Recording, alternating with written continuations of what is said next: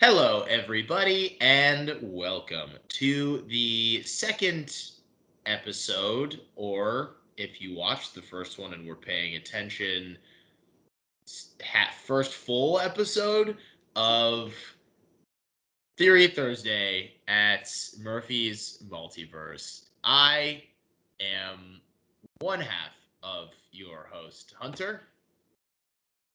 I am the other half, Mary. That's the other half, Mary. Um, Today, we are going to be talking about, discussing, theorizing Black Panther Wakanda Forever. Um, Full disclosure, off the top here, anyone who has been following the Murphy's Multiverse coverage of this movie and has perhaps seen my face in a video or my name attached to a quote of some kind that have been put out there, I have already seen this movie. As such, I myself personally will not be theorizing because I know what happens and I don't want anyone being led to believe certain things based on my comments that would be fake anyway, and I'm not fake. I'm not a liar. So she gets really intense for no reason. Um don't you ever call me a liar. Anyway, Mary will be doing most of the theorizing, and I'm going to be here to give prompts. I'm going to be here to ask questions, be inquisitive, but not to reveal anything. I'm only here to inspire thought. Um, Otherwise, this is Mary's episode, which I'm I, sure that she's really excited about and wants to hear. full disclosure, at the top for me, I have not paid attention much to the marketing of this movie or that many trailers. I did watch the first trailer several. It was good. I really liked the trailer. I remember rumors from like not 2 years ago, like a year ago, and I feel like that's what I know more than anything about this movie. Um, I'm sure I know more than I'm saying. However, point being, I'm yeah. And my point to jump off of that is that I think that's the perfect place to be in when theorizing. And because on top of having seen the movie, I've also seen all of the trailers and the obnoxious amount of TV spots that Marvel likes to put out for everything. Um, if Mary begins to theorize upon something that is impossible based on the marketing material we've seen, I'm just gonna tell her, and then all of you guys can go in the comments and be like, "Boo!" And then I'll be like, "That's not nice," and then we'll move on to the next Theory Thursday, where I'm Did allowed. you just encourage people to come like harass me or you? I'm not really sure. Well, you know what they say, Mary. Any engagement is better than no engagement.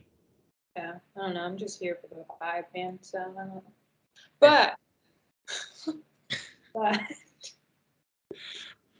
I will say we are recording this one on a Thursday. Don't know when it will release. correct. Another lesson we might have learned from the first Theory Thursday is that Theory Thursday is really more of a spirit than it is like a deadline.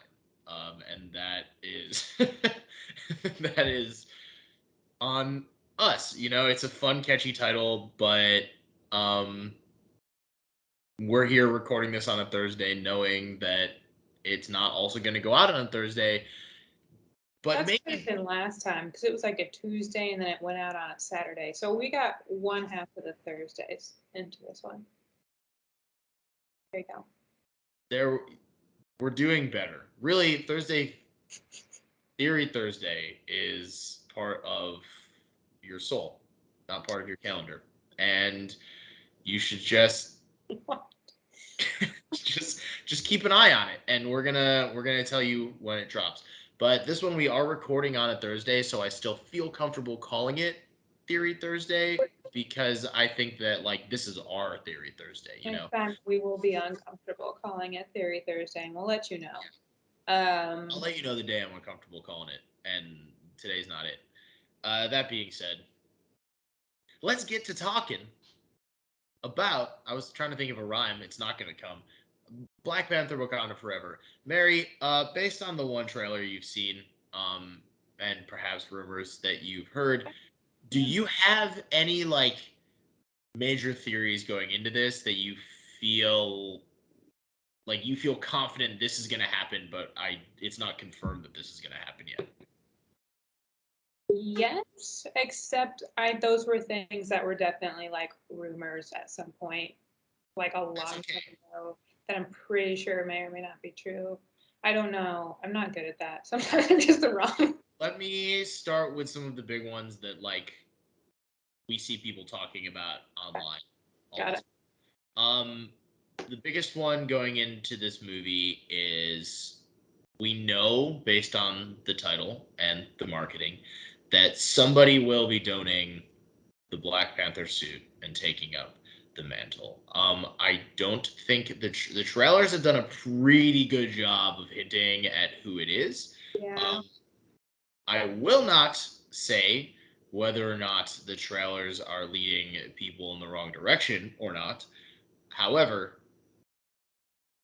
most people would say, based on the trailers, they feel like they have a pretty good idea of who is going to become the Black Panther in this movie.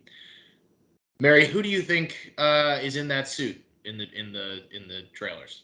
Shuri. I mean, Okay. I like. I mean, I it was like discussed at the time of the first Black Panther because I remember this. Of ooh, this character may become the next Black Panther in the future, and obviously that was a very different time. But I mean, so it just was kind of the logical one, even without the mystery we have gotten from it. I do think it's interesting. It's like a mystery. I can't ask you about the film. I'm curious if like the viewer while watching the movie also doesn't know for a long time and it's like a build up, or if that's just a trailers thing.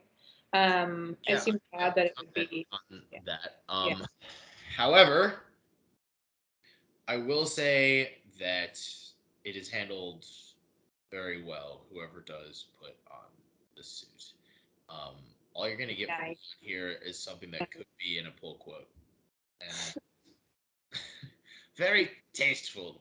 And then it's like my name in cursive afterwards, which is great. Um, okay, so you mentioned for the folks at home, uh, there being precedent of Shuri becoming Black Panther. I should say, there is precedent of that.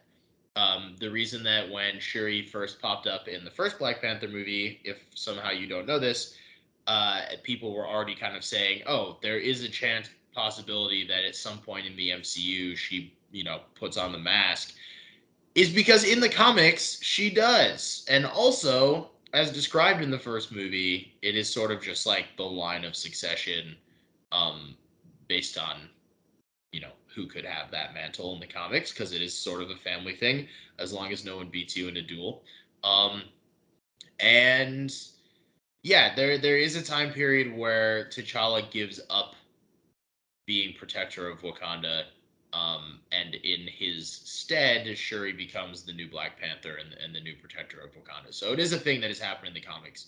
If the movie does that, it's not something they would be inventing on the spot.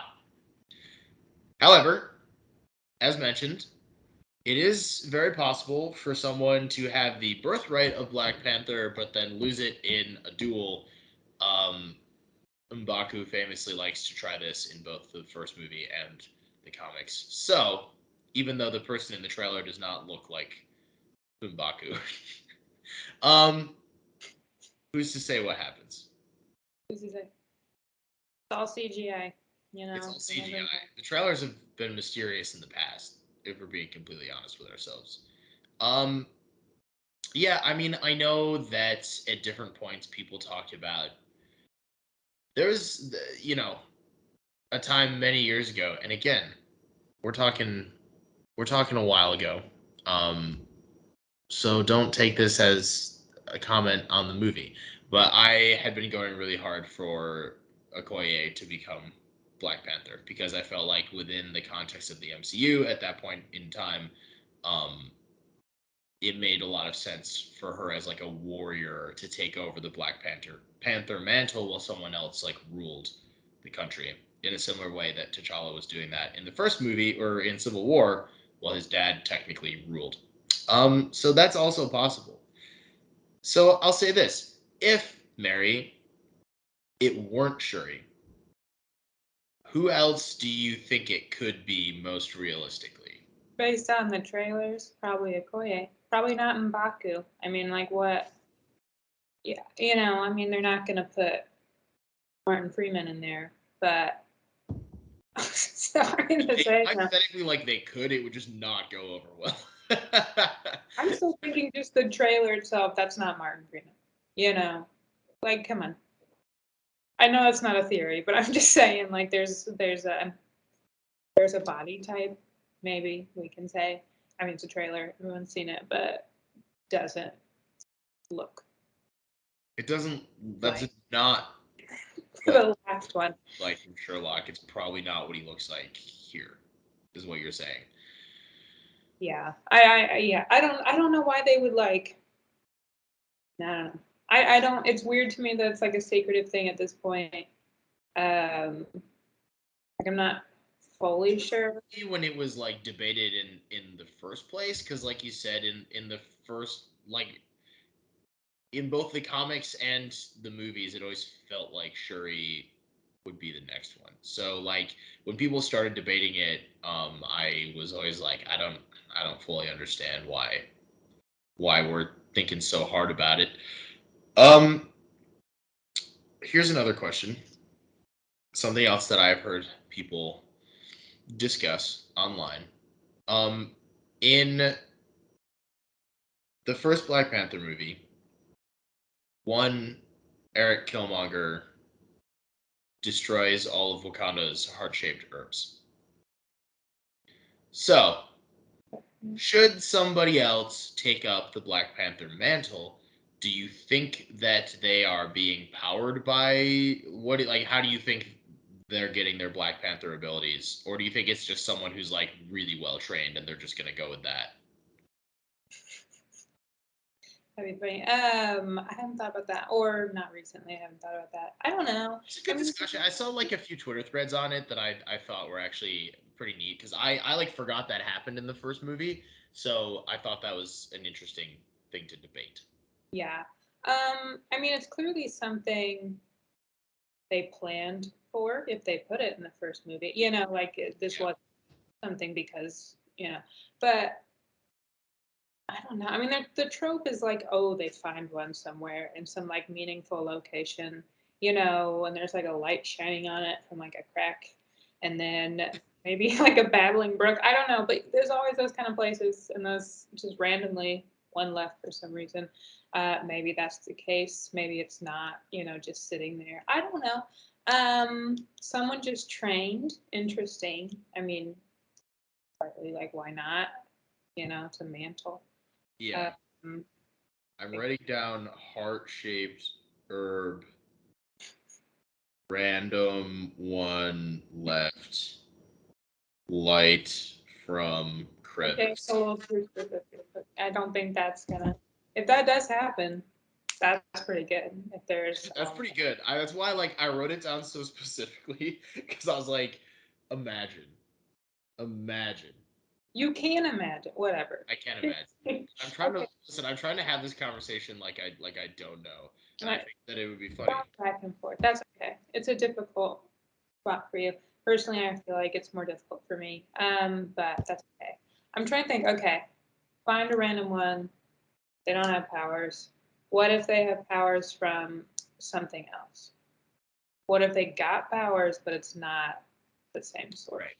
Because I mean, they're essentially power wise, aside from what their suits like allow them to do, the Black Panther is sort of just a super soldier. So it's not like it, it wouldn't be quite as sacred or anything like that to their culture, but they could hypothetically just get like a super soldier serum replica of some kind. Yeah, I don't know. Just come up with options. I Okay, feel, I I'm feel just trying to inspire thought. I'm just throwing words out there. Yeah. You know what? I wasn't personally thinking like that because that's boring. But I don't know. I mean, it's going to introduce a lot of like lore, obviously, in the MCU than we've had before.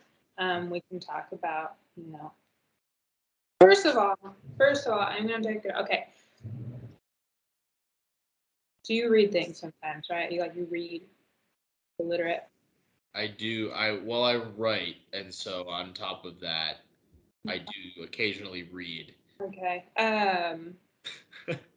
Hold on, what was my point? Oh, okay. So for like years, if you've been reading a name and you say it in your head and you never question it, and so for years of your life, you pronounce a character's name a certain way, I know and exactly then where this is a going. movie comes out, huh? I know exactly where you're going with this. Yeah, exactly. Are you Dr. talking Doom's in about? the movie, so that's exactly it. I don't know how to pronounce Doom. No, Are yeah, you talking about Namor? yeah, Yeah. yeah. And then, okay, well, here's the thing. Say I will say, and again, this is just something from the trailers and like the press tour and stuff. Actually, at this point, they've already revealed why. Like they've made it public and people have written articles about it. So I don't have to keep it a secret. But yeah, his name is like a contraction of of like a Spanish phrase, and because they have changed it, like in the comics, Namor makes sense because it's not, but I've, they've changed I've it. heard the actors and Ryan Coogler like talk about it, and they say Namor.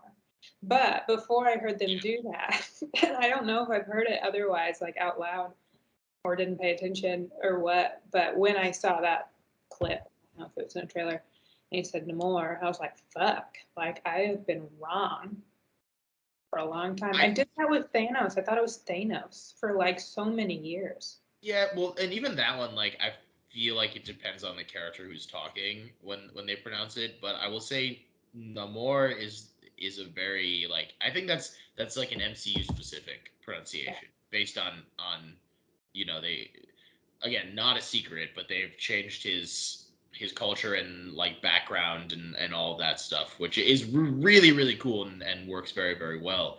Um, but I believe the name Namor in the comics literally comes from the word Roman because Namor was based on like a Greek myth originally, and the author was like, or a Roman something or other, and he was like, wouldn't it be funny if we just took the word Roman and did it backwards, and his name would be Namor, and so that's where the name came from. So I think in that case, it is probably Namor. Yeah, I think it is too. But I had a real panic, and I've done it before. So like I was like, wow, I don't know. Why don't I know how to read words or names at least? No, I definitely think I wouldn't stress too much about Thank that you. one. Speaking of Namor, do you have any Namor related theories? I mean, what we know at this point about him is that he is the ruler of the underwater nation of Talokan. We know that his people refer to him as the feathered serpent god. We know that his name is a contraction of the Spanish phrase. I think it's like a child without love. Yeah, that Um, makes yeah, that's what we know.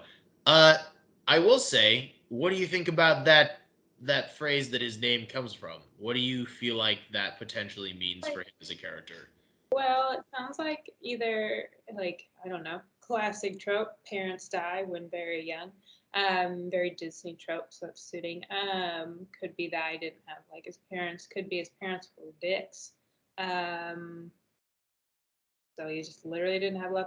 But if they're gonna like talk about it and like name him based on it, it's probably because it was like something taken from him at a young age, and that's kind of what is very sad to watch. I guess to other people. I'm not, but that's okay. I feel like if you're writing it down, And your theory is name comes from something taken at young age.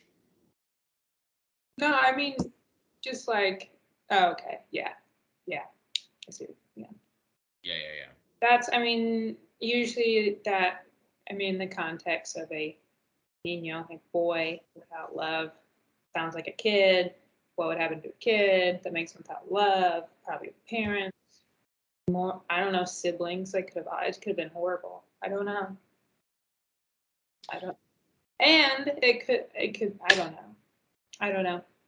Um, I will again throwing out there for the people at home. In the comic books, Namor's full name is Namor Mackenzie. So not it's pretty white, and he has a very similar origin to Aquaman. Although I will say, little known fact. Oh wait, I have a new one. I have a new one. I have a new one because he's not blue and they all hate him. Done. I'll write it down. Name is because he's blue, and Not blue. they all hate him. You said not because he's not blue. Sorry, they all hate him. Lord.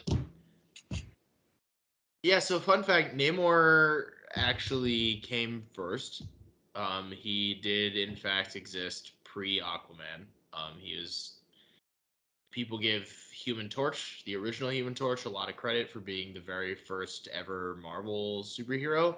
Namor is technically the very first ever Marvel villain, although he very quickly became like an anti-hero, full-blown hero at a certain point. Um, but yeah, if you are familiar with Aquaman's origin, it's pretty similar. One of his parents, what depending on who writes it, one of his parents was from Atlantis, and the other parent was human, and then they fell in love, and then they made a baby, and then that baby was a mutant, and yeah, that mutant ended up becoming the king of Atlantis, Namor Mackenzie. Um, that's not his name in this movie, so if they're changing his name and they're changing, you know, his most of his background, apparently, who's to say what they mess with in his origin? So your theory could still be there. He could lose. He could not have parents, for all you know. Yeah, I just popped up. Chess Freak a lot of people out. I wouldn't love him. If that happened. Yeah, good theory. up. Okay, moving on to the next theory. Okay. Um, for your sake, I feel. Uh, Hey. I was waiting for you to be offended, and then you didn't react. Hey, Um, theorizing. Namor is not the only major character being introduced to the MCU in this movie. We will also get our first glimpse at Riri Williams, also known as Ironheart, who will eventually be getting her own show on Disney Plus. But for now, is a supporting player in the second Black Panther movie.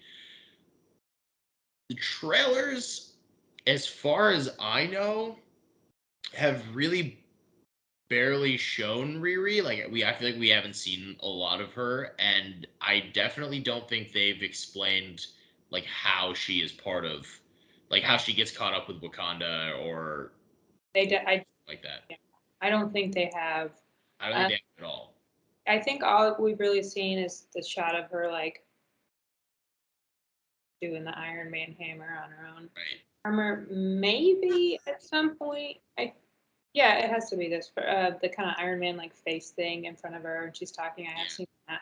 Um, But I guess my question to you is, how do you think Riri is involved with uh, Wakanda? Like, how do you think that uh, a genius MIT student ends up involved in a conflict between Wakanda and Talocan? vibranium. Boom. That's a rumor I heard like 8 million years ago. So if it's true, great. Reddit is crushing it. If it's not, Riri because vibranium. thank you. Like it. Um. So how vibranium? How? Um, well, I don't know. It's obviously very important. I don't feel like they say the word at all in any of the trailers. Not that it would necessarily organically come up, but I don't know. They don't reference it. Okay, she's at MIT. she's doing stuff. Obviously, we know she gets kind of like Iron Man, it's Iron Heart, but Iron Man type armor at some point in this movie, in the show, whatever it is. And in theory, like that could be vibranium. Like somehow she has access to it. Doubt it. So do I you don't think really. do you think that the Ironheart suit is made out It of can like vibranium? regurgitate it like a rumor, but like I don't know. What were you saying? Do you think that so is part of your theory that the Ironheart armor is made of vibranium? No, I was just saying. I don't personally think that's what happened. I'm just saying it. I don't know. Someone else could. Fair. Just giving a voice to the people. No, I mean, okay. What I would guess, and what I will not be surprised if it happens because I've had the thought for too long, is she being very smart, makes some sort of device that can like pick up vibranium, like radar wise, radar, you get it. And somebody probably in Wakanda doesn't love that. However, if it gets picked up, let's say somewhere outside Wakanda, in this random place in the middle of the ocean, people be like, "What's going on there?" And I don't really know why that would make them fight. Like, I mean, is there like a vibranium shortage and they both love it? I don't, I don't fully I see how guess that this connects is to. another good. You have I don't organically know. segued Yeah, into my I don't know why next. they're fighting. I Uh, don't know why. Like probably because one just give side. your best. What is your bet, Mary? You signed up for this.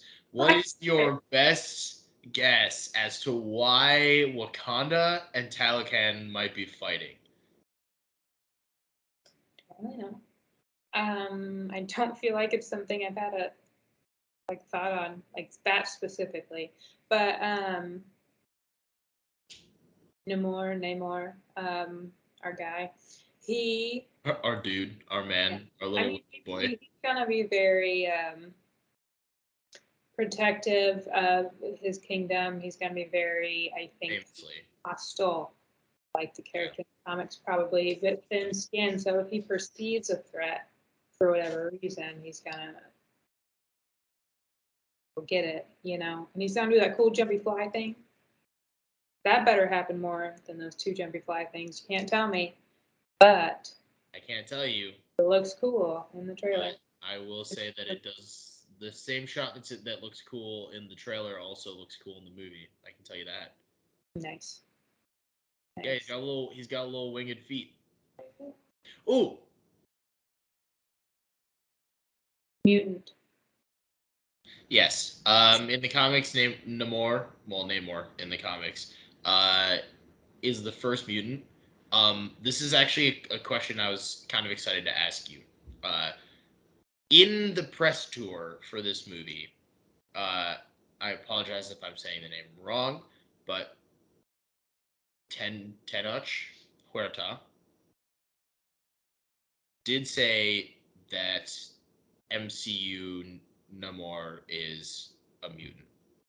Yeah, However, actors like to say like, "Oh yeah, my character is a mutant," without it ever actually like being confirmed or whatever. Like they're just like, "Yeah, well, he is in the comics, so like I played mine like there was," but the movie doesn't necessarily have any reason to like specify that. Do you think that Black Panther: Wakanda Forever actually canonizes MCU Namor as a mutant? Or do you think that it's left like vague? Or do you think that they give him a completely different origin and Mr. Huerta just forgot or was covering for it? yeah. Um, I probably have a different thought before Miss Marvel, but the way they, revealed it for the first time into like the concept, I guess, makes me think they're making him Namor a mutant also in here because it's part of it's like okay, at this point, why wouldn't they? If they're trying to build up the mutant verse and the X Men, what have you. It'd be weird to introduce a very famous one. However, obviously, we know they changed his background a lot. So it would have been very plausible. I think just because at the end of Miss Marvel and how that's clearly, you Yeah. know, In the comics, he's a very like unique form of mutant where like he is a mutant and he like yeah, that has been brought up and he's interacted with the X-Men before and it's a whole thing.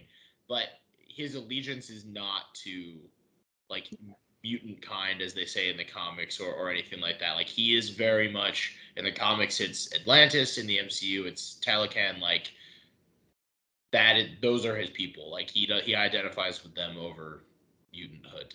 Which is why when I first heard that in the press tour, and again, this is no indication of whether or not it happens in the movie, but in my head, I was like, I feel like they're like that's a thing that an actor says on a red carpet, and people get excited, and we all like write about it. And then in the movie, they just never like it's just never explicitly said because they don't really have a reason to. And then, you know, Yeah. Yeah. No, I think like yeah, he's not really an X-Men type character, at least in the comics. Like, not that he's obviously interacted with them, but that's not his thing, as mm, you mentioned. So I get your point. Like, even if they were, like, why would they mm, need to mention it if they don't plan on him, you know? But at this point, I think another mutant tease would get a lot, out of the fandom. It is the end of Phase 4 now, so I don't know. It could have been Phase 4, the phase of the word mutant one time. But could be two times. Like I don't know. Um, mutants are going to be playing a role in phases 5 and 6. They might as well start like seeding that further. Yeah. Kind of like the multiverse, although that mostly happened in Phase 4 that they brought it up in the first place. But good times. Phase 4. Phase 4 video coming I up will soon. say it What got year or something like that? brought up thrice in phase 3, the multiverse. Okay, what are the other two? It's explicitly named in Doctor Strange, like the Okay, say okay, yeah. Okay. um obviously Endgame sort of like explores it and they reference it. And then in Spider-Man Far From Home, Mysterio claims to be from a different Oh, yeah. dimension and Peter goes off on like a whole tangent. We did it. We got me to mention Spider-Man again in it happens every video. I have to mention one of the Spider-Man movies, and we just got there. Um, Actually, specifically, I referenced No Way Home, which I was just about to say. They set up the tease for the multiverse in Far From Home, teeing up No Not Way. about it. Yeah. Yes, that's fair. Um, to be fair, two of those were the last two of the entire phase. So it could be great. Miss Marvel's one of the last ones. Black Panther is literally the last one. It is the last one. Boom. There you go. I my guess is they're gonna build that world and at least dropping that he's a mutant, even if he's not really part of that greater Fox universe world. Um, they're gonna like the hype of it because he is like, and he's very famously known as the first mutant. He's known famously as a lot of things, like you said. He's one of the earliest. Oh, Yeah, but it's funny because when he was first introduced, they hadn't like conceptualized the mutants as we know them yet. So he was, but they never brought it up, and it wasn't until like years after the X-Men became a thing that they were like, yeah, well, I guess by definition, this other famous Marvel character is also a mutant. Should we like explore that? And then they they kind of did. But yeah, he's technically also the first mutant ever in Marvel Comics. Um, okay, so these are all good theories.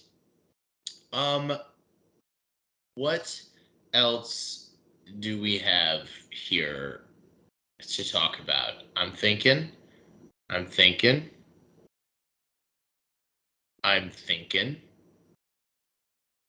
it's a I'm short thinking movie. some more. Here's the thing. When we were just talking about that, I had another one pop up in my head, and then as we talked about Namor, I forgot what it was. And now I feel, Martin Freeman. oh, I don't know what he's doing. What's who? up, Ross doing? Yeah. Yeah. What's Um, wrong? Let's so bring up two characters and we'll talk about them. Could not be more different, but I'm curious. Two characters that we know are in the movie and have been in the trailers, but don't maybe don't have as obvious a role. Actually, four. We're gonna get into four, but we'll start with these two. Like you said, we have Everett K. Ross, played by Martin Freeman. We know he's back, but he's barely been in the marketing, and we have no idea what his role in the film is. Um, and we have Angela Bassett's Queen Ramonda, who We know basically we just have a bunch of shots of her giving a very dramatic speech in the marketing, but we don't actually know like what her role in the story is per se. Presumably a bigger one than in the first movie, but we don't know. So, Mary, what are your thoughts on these two characters? What roles do you think they're going to have? That's a very two very different characters. They're two Okay. very different ones. We'll go one at a time. Let's start with Ross because you already had him on the brain. No, I need to jump back because now I have this one on the brain. So Okay. Ramonda, I think she will have a bigger role because Variety or someone had an article today that she or a tweet that she could be like the MCU's first like best actress nominee like type thing in the Oscars. So clearly she does more. I don't know what because I mean I think they have done a very good job at making it clear it looks super cool and Mm-hmm. the cool fly jumps are good and the first trailer was phenomenal. But there's not they do not like bring up a plot except this guy from the ocean and you guys are gonna fight off a boat, you know? Like that's the most plot kind of tease we have, I think, which is interesting. I mean, normally you like to give away the plot because people come for the plot. This movie is not necessarily the best example of that, and that's a good thing. But um, Let me ask this maybe more specifically, unless you had like a thought that you were no, towards. not anymore. It's gone. So your theory from earlier is that Shuri takes up the Black Panther mantle. Um, Based on Civil War, we know that a character can be the Black Panther, but not also like rule the nation.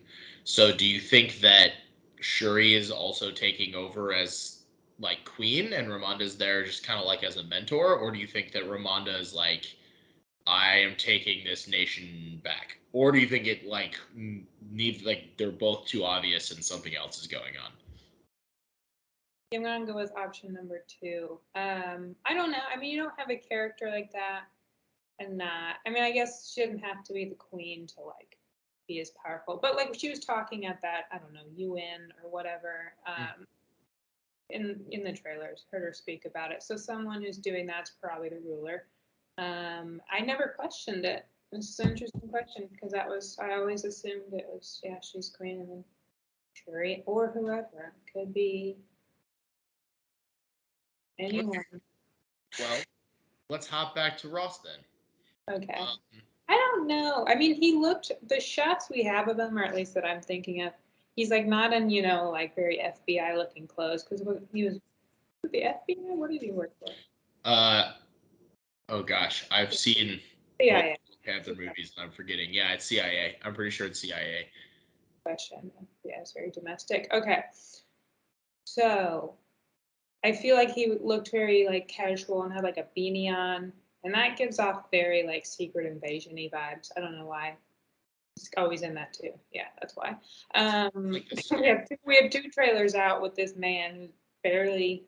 He's not barely a character, but at this point, like I was in Black Panther, he had a bigger role, and then he's just been like a three-line kind of guy. Okay, so I don't know. I mean, obviously, whatever's happening is happening with Wakanda in one way or the Right. other.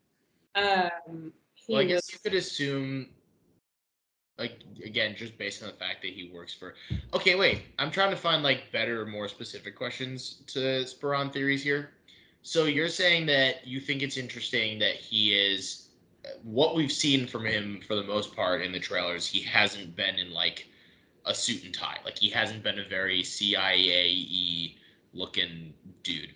Do yeah, you think that means that he becomes involved with the conflict like without the rest of the US government being involved, or do you think yeah. that I I don't know. Part of me just has this vibe with the character, and I really can't like place it to like anything I feel like I'm reading. So I've just had this vibe.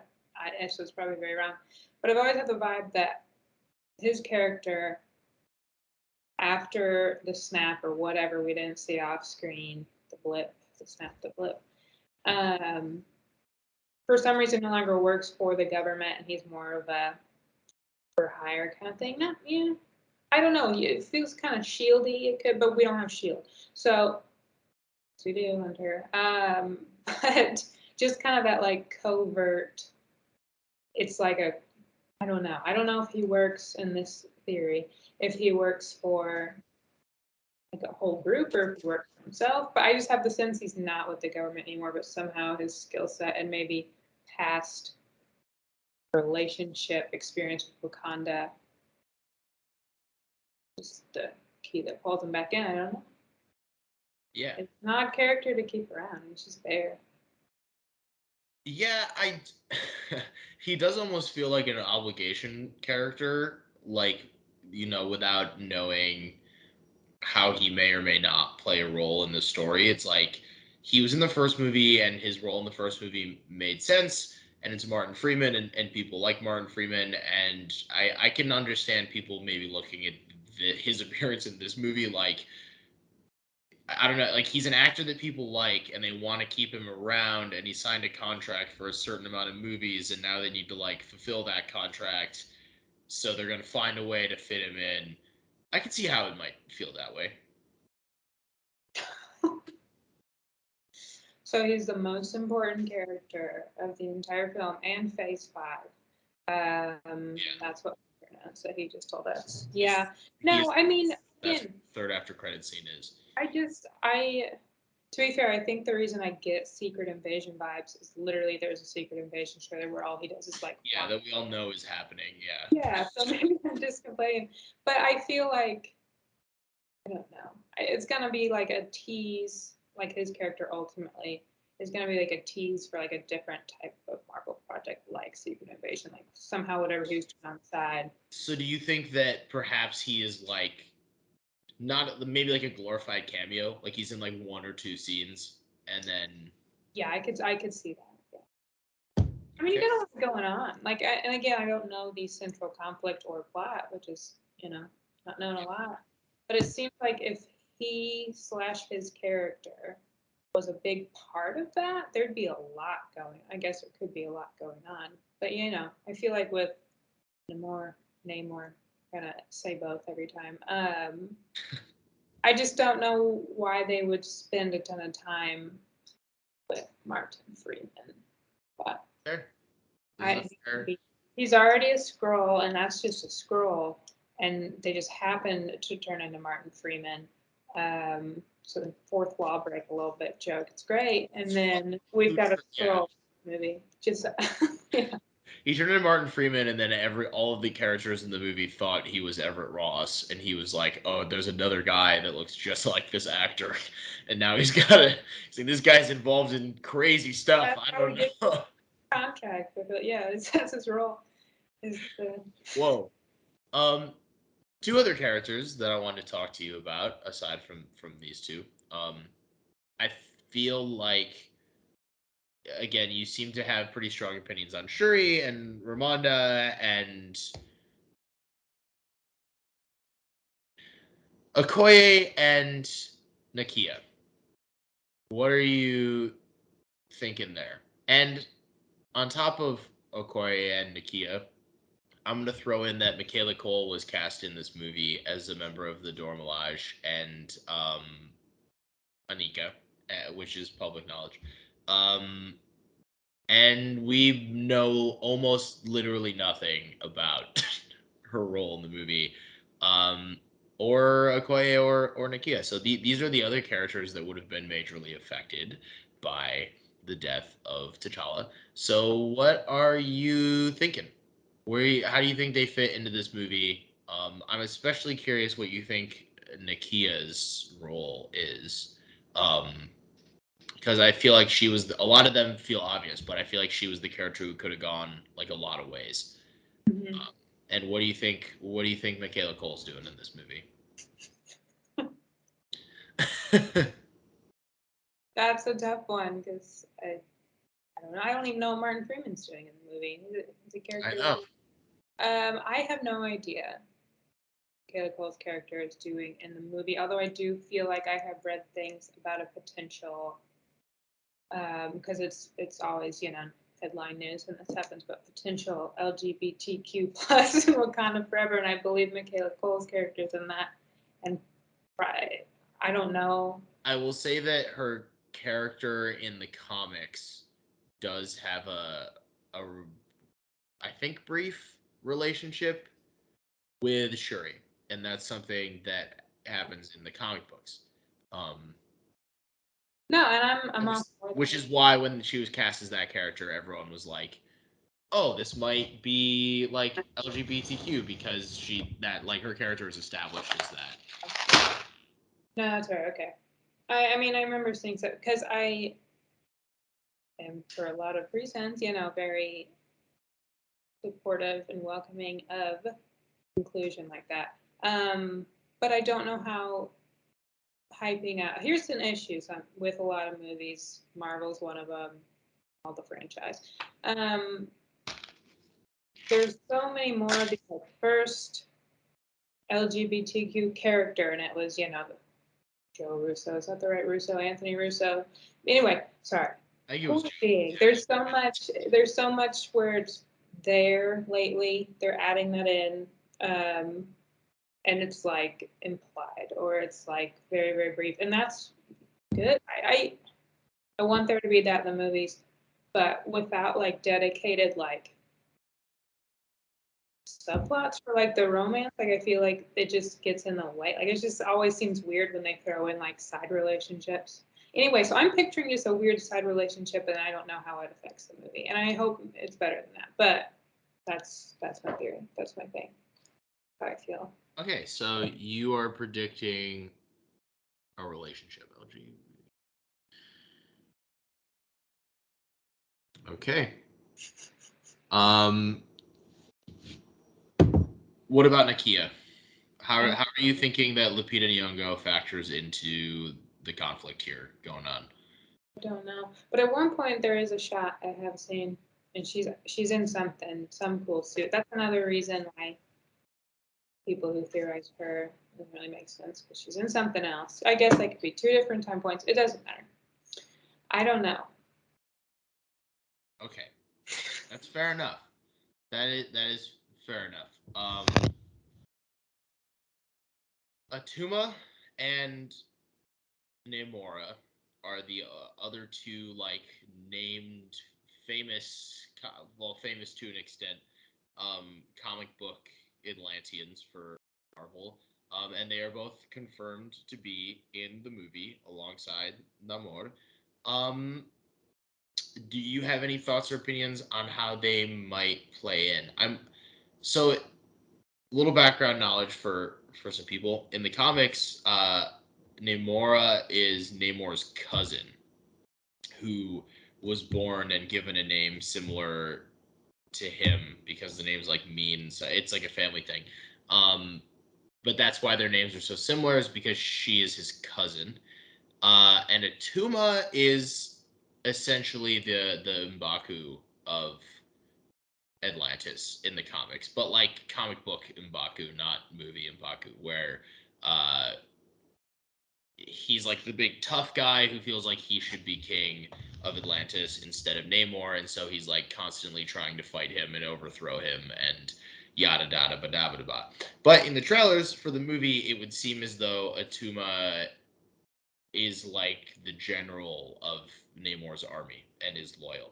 Do you think that Atuma they're going to do anything with his comic book history? Like, do you think that they're going to plant seeds for a rebellion? Do you think that this movie is planting seeds for some sort of like Namor and Talocan spinoff where like Atuma is the bad guy? Like, do you think that's going to be heavy-handed or subtle? And on the other side of that, do you think that Namora like?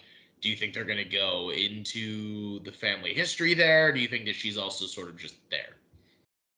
Okay. To your first point in that multi-pronged question, I don't remember which one was the first point, but It was the Atuma one.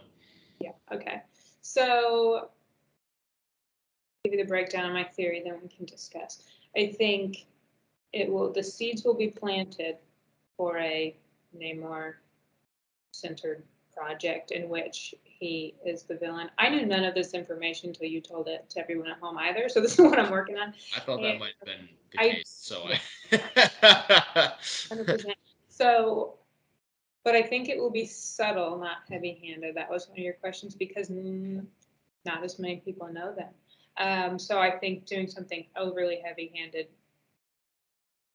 will need to be done in the actual project, sure. But like, I think in this film, for the fans that like understand, it's like a cool, um, we know what's like happening maybe kind a of moment. moment where Yeah. Num like gives an order and Atuma is like, I don't agree with that, but I'll do it begrudgingly, and then he like goes off and does it.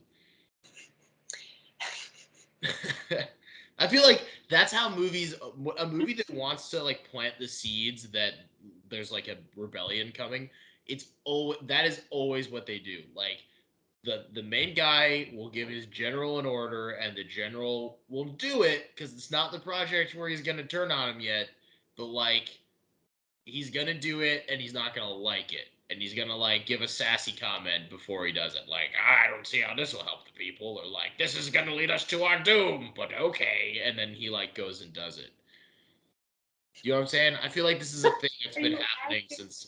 Are you asking like, do I think that's gonna happen with the tumor? Like that's what he's Yeah, saying. like when you say it's subtle, is that the kind of thing you're thinking of? Oh, Or do you think it's gonna be even based more on subtle than nothing. that? Based on nothing. Here's my theory. The whole film, it's just not discussed like he is a loyal general. Like it's not a point. And then somewhere near the end, if not the very tail end of the film, kind of epilogue or I guess post credit scene, then I think the subtle seeds are planted at that point. Yeah, I know. Okay. So like the night thing, that's like clearly a. I don't know. I don't know. I don't know. True. Does something in this film make Mr. Grumpy General Grumpy? I don't know. I was kind of picturing just like there's like lingering issues between them at some point, and then the Hmm. name of the film that doesn't necessarily exist. Um, it's just more into. I don't know. Does Shout anyone out answer any question? Shout out to everyone who grew up playing the original Marvel Ultimate Alliance, where one of the levels you have to go, one of the sections of the game you have to go underwater and help Namor in Atlantis. And like the first boss in that section of the game is Atuma because he's scheming and trying to overthrow Namor again, and it's like a whole thing. That was how I was introduced to Atuma as a character. Was the 2006 video game Marvel Ultimate Alliance. Anyway, anywho, anyhow, this is leading us up to the last thing. There's been much discussion and talk about the after credit scene or scenes plural of this movie. Um, One of the big ones that's not a it's not a we don't know if this is in the movie or not, but it's not a secret that this is the rumor because people have been talking about it a lot, is that one of the after credit scenes will introduce Victor Von Doom, and lay the seeds for him as a major villain going forward, and the first inkling of the whole like Fantastic Four corner of the Marvel universe. um do you think we're going to see Doom? I'll ask you outright. I'm gonna say no. Um, yeah, that's just based on like basic Twitter literacy. Because a lot of the people, oops, the leakers, the whatever, who have been saying or had said he's in it. They all were like, no, never mind. Like recently, so I don't know if something happened, if he was gonna be. I don't know, but I do not think we will see that. Also, probably someone who saw it early, some journalist, would have like tweeted about it, not realizing probably shouldn't tweet about it. I think That does tend to happen. yeah. Another little update for the folks at home, if anyone is confused. Um, Doctor, because to be fair, Doctor Doom has never really been done correctly in a movie, so I feel like Doctor Doom, as like people who read comics know him, is very different from like people who've just seen some of like the mid 2000s movies. Um, he's not just a Fantastic Four villain. He's like the dictator of a fictional nation and a world leader and a world power and like an insanely powerful villain who plays a huge role in a lot of Marvel comics and yada yada yada. So the rumor floating around is that with this being a movie that focuses on a conflict between two major fictional nations within the Marvel universe, that an after credit scene or a tease or some point in the movie, the conflict might spark an interest from a third fictional national power, that being Latveria and Doctor Doom. Um, but Mary says no. Mary says that's not going to happen, and I respect that opinion. What do you think might happen? In a post-credit scene, you're not Yes, even to guess a I am. post-credit. Okay, Do you think it like because you could guess, you could be like, oh, it's Namor, it's gonna be Namor related, like for sure. That could be something in your head that you're like, I'm so convinced that like the after credit scene is gonna tease a Namor spinoff. Um, or maybe you think after credit scene is teasing Ironheart spinoff. There's a few spinoff options going on in this movie, so who's to say? Yeah, it's an interesting question. I am picturing, this could be wrong, that one of, usually with Marvel, two post-credit scenes or one of one, whatever, will be dedicated to Chadwick Boseman. Like a lot will, like I'm sure the beginning and the end, but so I picture only getting at most like one like substantive, what we would consider post-credit scene. So yeah, what's it gonna set up? Lots of options. X-Men, mutant X-Men done, Secret Invasion and X-Men mash. I think that's what it's gonna. Yeah. It's setting up a spinoff that's a it's setting up Secret Invasion versus X-Men, um With Fantastic Four. featuring the Fantastic Four. That's. I will say That's too. basically a movie that Paul Greengrass tried to make in the early 2010s. Anyway, please continue. Hunter, is that your passion? Is unreleased comic book movies? Yep. No idea. Did you guys know that in the early 2010s, before like Fox and Disney joined, uh, Fox tried to make their own big like Avengers like crossover movie that basically just would have been Civil War, but instead of the Avengers splitting in half, it would have been like X-Men versus Fantastic Four. Um, and then they were gonna find reasons to just like throw their other characters in there. So it's like X-Men versus Fantastic Four, and Ben Affleck's Daredevil has to decide which side to take. And that I was imagine if that movie happened, is all I'm saying. Um anyway, please continue, Mary. I don't know what I think I don't think the Doom thing is happening. I think it Yeah. also makes sense. I mean, for your reasons of like why it would maybe plot makes sense, but also I think at some point they have to tease it. At some point, someone's gonna get cast. Like that movie's like a weird ticking time bomb of news. That's just like Oh, Fantastic Four. Yeah, I it's just like it's that movie always feels like it's so close but also just far enough away they don't have to like announce anything, and then it gets delayed by like 3 months and stays in the same exact window. that's kind of yeah, that's what I mean. Yeah. So point being, something's gonna like burst on that, whether it was this post credit scene or what. But because we know so little about that movie either, it also seems like it would have been a very big deal behind the scenes type of thing going on. Someone would have been discovered. I mean, the rumors for a while were that there was this shot that was supposedly the unfinished, I think, shot of the post credit scene. It was some Doom costume. People were like, oh, who's behind it? Oh, nobody. You know, they didn't cast anyone. It's I don't know. I don't think it's that for a lot of reasons, but I think it makes sense that people would want it. A, B, kind of makes sense plot wise, and then just within the MCU lifestyle, it's like I don't know. There's something's just gonna drop. They're gonna drop the whole movie. Well, Album drop. I respect these decisions. As is now custom with Theory Thursday, and I say that because this is the second time we're doing it in a row. Um, before we end, I'm gonna go down the list of all of the theories that you have manufactured here. And when we come back and when we discuss Black Panther after it releases, we're going to see how many you got right and how many you got embarrassingly wrong. Um, Here's the list as it stands right now. Let me know if I forgot to write anything down because they're your theories. Um, Shuri is Black Panther. The heart-shaped herb will come when they find a one random one left, and light Bro, is. that's not my theory. I don't know. To be fair, I don't really have a different theory, so I'm fine. Just leave it on there. But I don't Heart-shaped think herb, that random one specific left, light from crevice. Um, bad one. Namor's name will come from something being taken from him at a young age. More specifically, you said name is because he's not blue and they all hate him. Those Uh, are different theories, but I like the not blue one, yeah. obviously. But I also like the parent trope. I don't like it that much, but I feel like Well, uh, I'll leave both of them. I'll let you have two of them. because like what he's not blue, so they hate him. Right. Great, I'm into that. Just why would he be without love if he had like Why do parents you around? think he's not blue?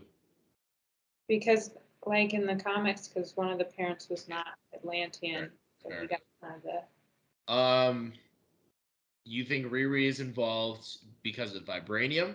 More specifically, you think that Riri makes like a vibranium radar that I don't know if causes she's trouble. making it on purpose or if something just happens to be a radar, vibranium radar. Um, that's great. I really don't know. That one's just me.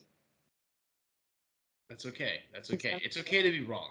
Yeah, That's the I don't important part about Theory Thursday. know.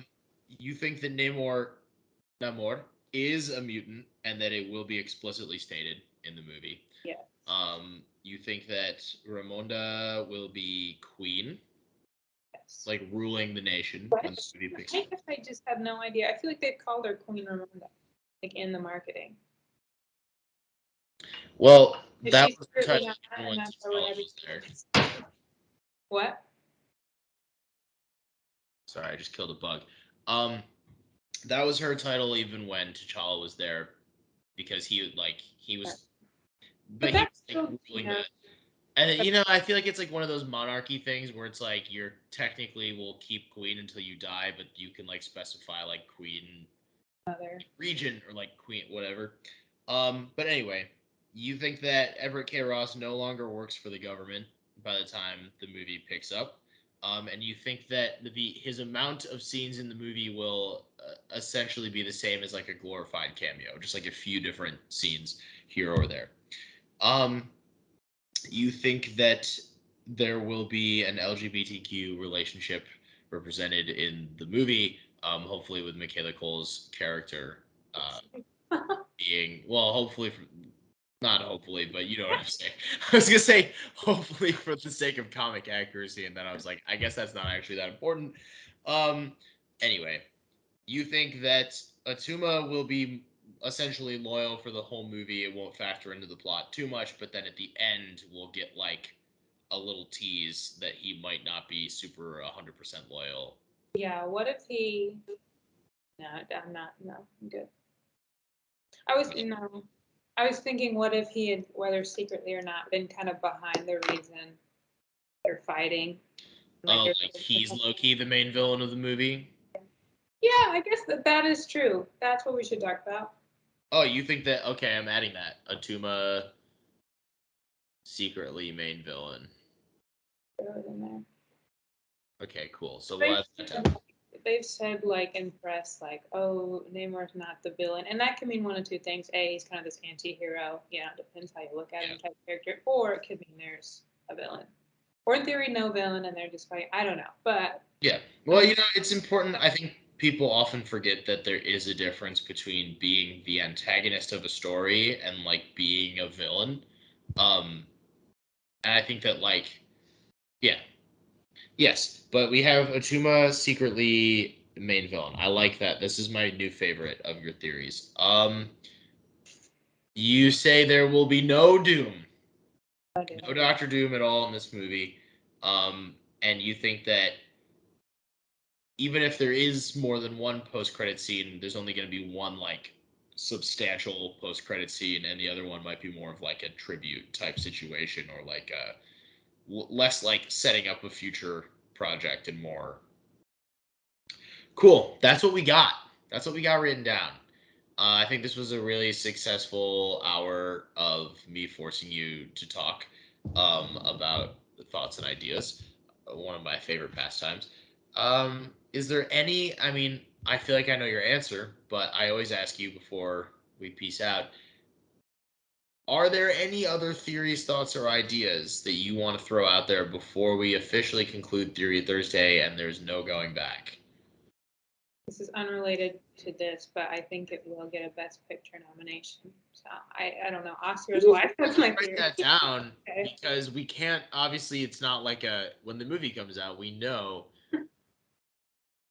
Yeah, check me on that, and maybe Okay. that. Any other noms you think it's gonna get? I know you referenced.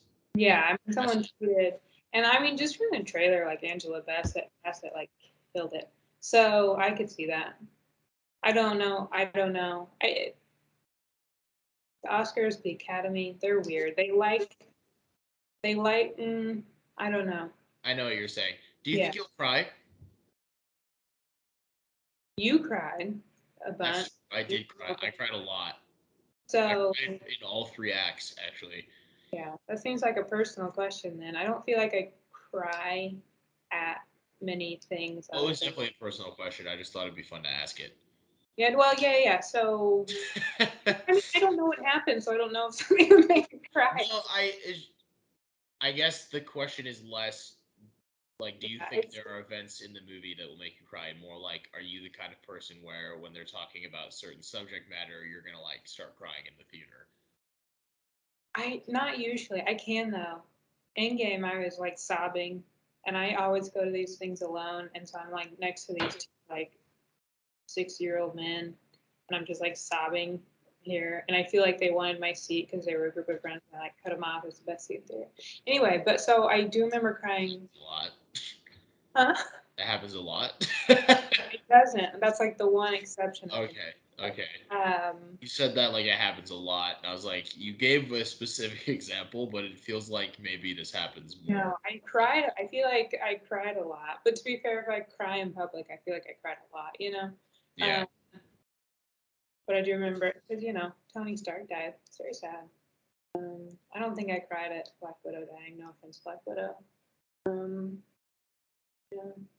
Wow. So maybe I don't know. Yeah. Okay, well, in that case, I say we sign off, and we'll see you back here post movie release to see to fact check Mary and talk about this a little bit more in depth.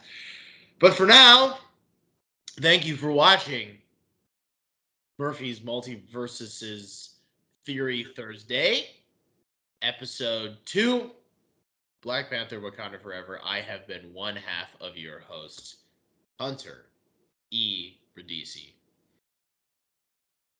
I'm married. And that's Mary. Um, Join us back here again on an unspecified day of the week for another video in the nearest future. So, bye, everybody.